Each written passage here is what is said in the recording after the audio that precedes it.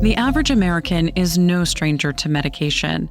In fact, 66% of all U.S. adults use prescription drugs, according to Georgetown University's Health Policy Institute. And though there are thousands to choose from, there are only two types of prescription medication. The first are brand name products. These drugs are manufactured and sold by the same company that holds both the patent and the new drug application licenses from the FDA. There's another type of product called generic drugs. And those products are sold by companies that face competition, and they hold abbreviated new drug application license from the Food and Drug Administration to sell their products into the US. Branded drug manufacturers actually charge very high prices for their products in the US. And in fact, the US is both the largest market for those branded drug products, but also we pay the highest prices for them. That's Dr. Rena Conti, Associate Professor of Markets, Public Policy, and Law in the Questrom School of Business at Boston University. She says the high prices of brand name products help make generic drugs more appealing to consumers, especially those who take numerous and expensive medications.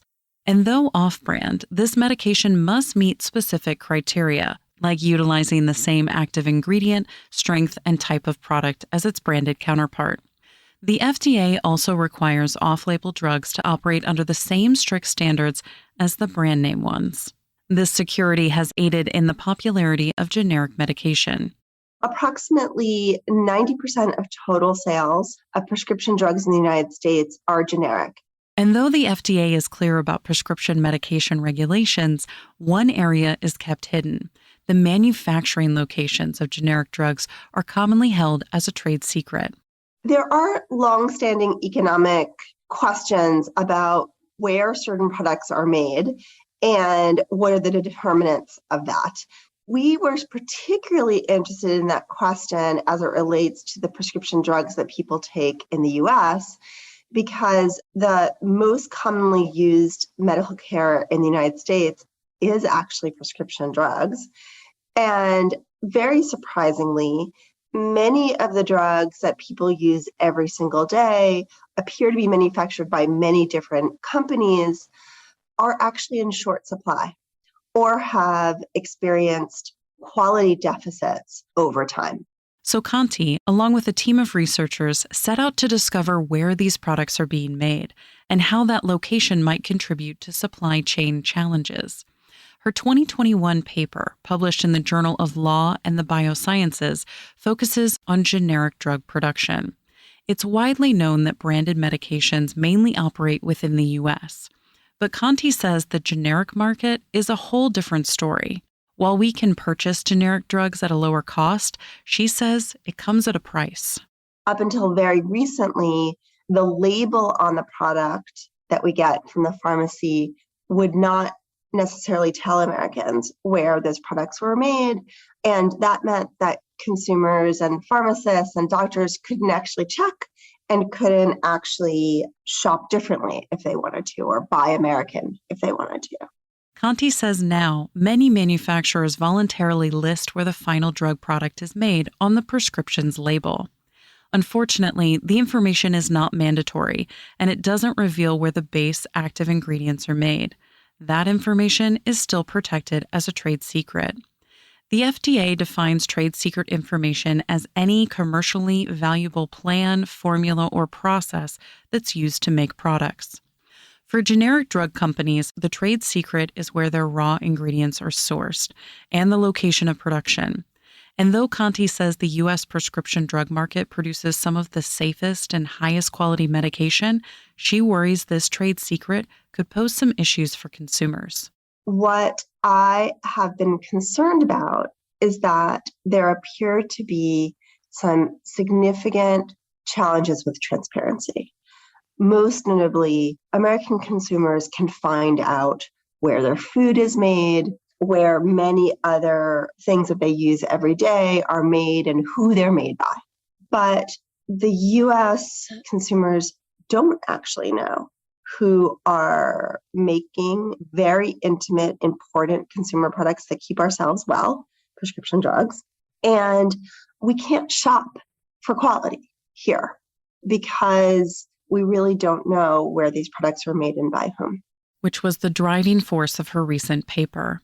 Her team submitted a Freedom of Information Act to the FDA that gave them access to proprietary, non-public data. The information allowed them to evaluate where both the base ingredients and finished products were made, leading them to two main findings. The first is that the majority of fill and finish, those are the actual drug pills, if you will, are made in the continental US and supplied to US pharmacies, although that manufacturing has increasingly moved overseas. Conti says that there are three vital components to every prescription: the base ingredients, the fillers, and the final assembly process. Currently, 50% of the fillers and final products are manufactured in America, but that percentage has been on a downward trend. Secondly, we find that approximately 80% of the base ingredients of generic drugs are being manufactured overseas. And actually, that percentage has been increasing over time. And here, what you should think about is these are the base ingredients. They're active.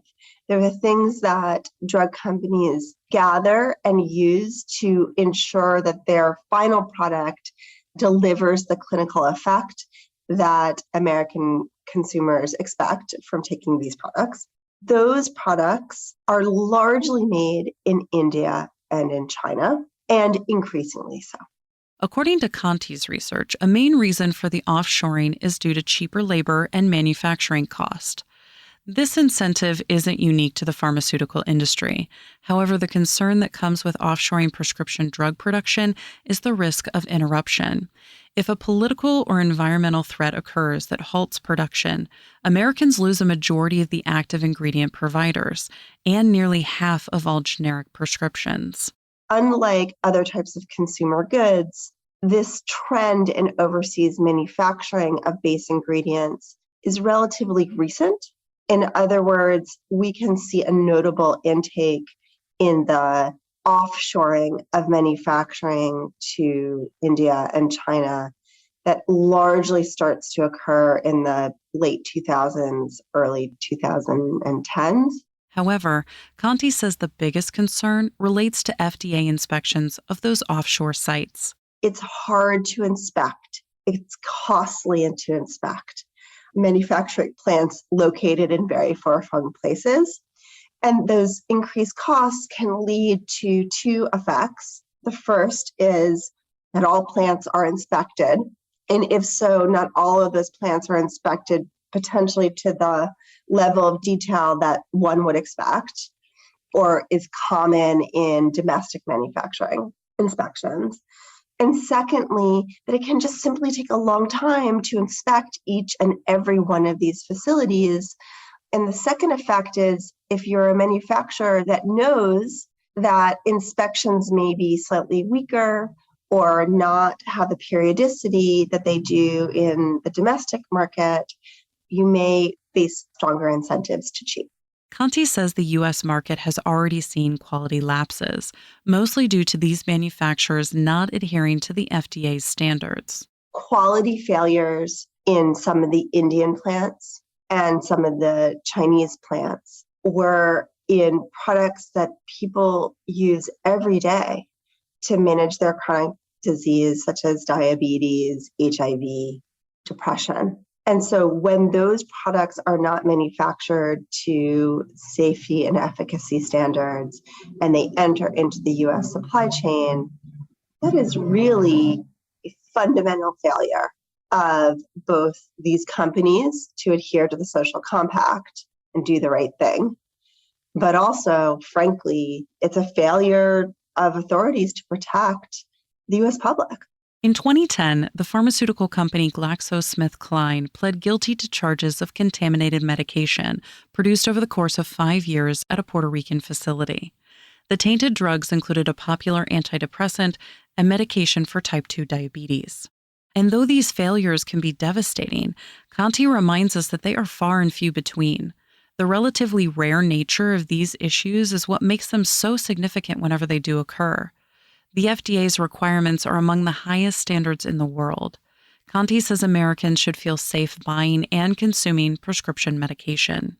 Although these examples are scary, in general, the US prescription drug market is quite resilient to these supply challenges and also to these quality deficits.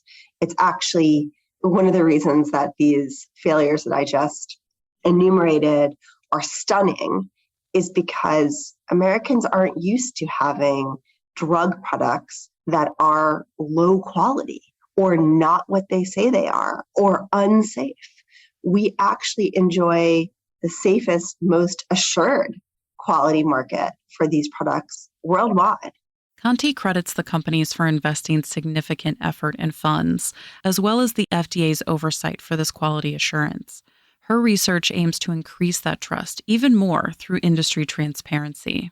Our system works actually quite well, and we shouldn't want to remake our system wholeheartedly. Instead, we just need to be careful about these trouble spots. You can find more information about the FDA standards and guidelines, as well as Dr. Rena Conti and all of our guests on our website, radiohealthjournal.org. For more behind the scenes, follow Radio Health Journal on Facebook, Instagram, and X. This segment originally aired in August 2022. Our writer-producer is Kristen Farah. Our executive producer is Amira Zaveri. I'm Elizabeth Westfield.